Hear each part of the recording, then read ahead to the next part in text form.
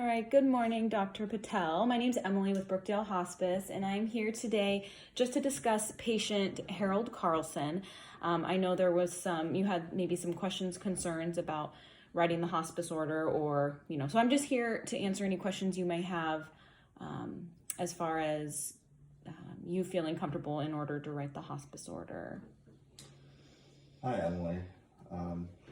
So let me give you a little bit of information why I'm a little bit hesitant in writing this hospice order. So traditionally, and in the past, when I've written orders for hospice, I've never been updated on the patient's condition, if the patient condition changes, or even if the patient passes. So what can Brookdale do to keep me informed on the patients that are on your service?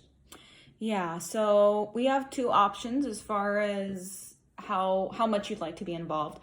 We always give the options to our patients and families to have whichever doctor they want be the attending while on hospice. The only thing with that is that the doctor does have to be available 24/7 in order to get orders and things of that nature. Or there's the other option where, again, I'm the liaison and I can provide you updates with any changes of condition, obviously when they pass, and we have this special level of care called dignity care. So when they are declining and having, pretty much days left to live, we're keeping you updated in that. And then I'd be able to provide you with biweekly care plans and obviously, any type of change in condition and updates.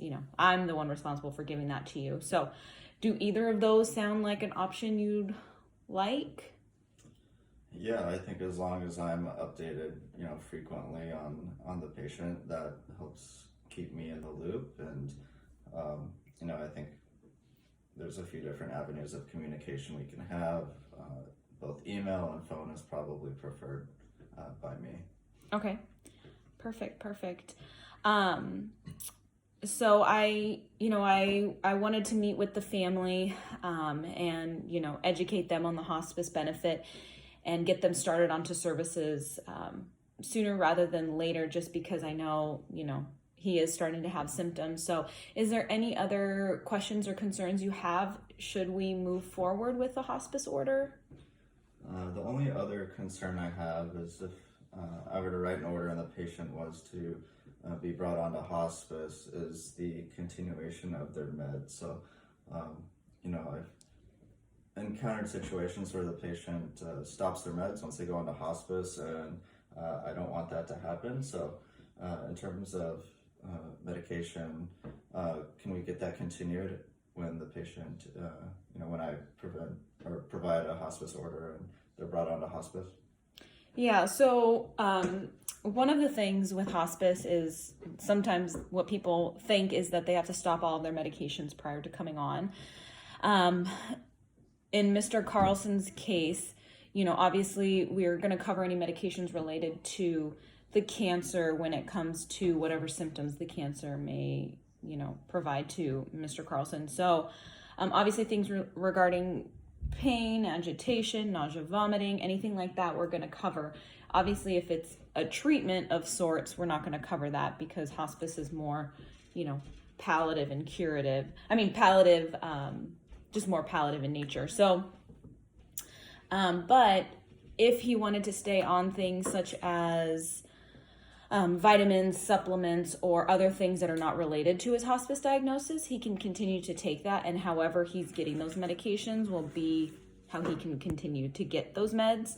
And then, of course, down the road, if and when he starts to decline, it's a conversation with the patient and family and with you as well, as far as reaching out to you for recommendations to see what would be safe enough to discontinue, as he declines, because we see a lot of times, especially when swallowing becomes an issue, we want to make sure that they're able to take the meds that are most important versus, sometimes those vitamin pills can be quite large to try and swallow. So, but yes, it's always a discussion and nothing is ever assumed. And we definitely include our patients and families in deciding the plan of care.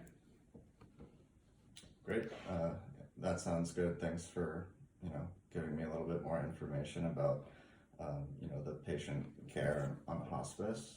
Let me go ahead and write you an order this afternoon. Okay, perfect. And then as soon as we get the order, I can keep your office updated once consents are signed and once we have an ETA for the nurse to be admitted. And I thank you so much for giving me the time to just chat with you. And yeah, we'll be talking soon. Thank you. Thanks, Emily. Bye-bye.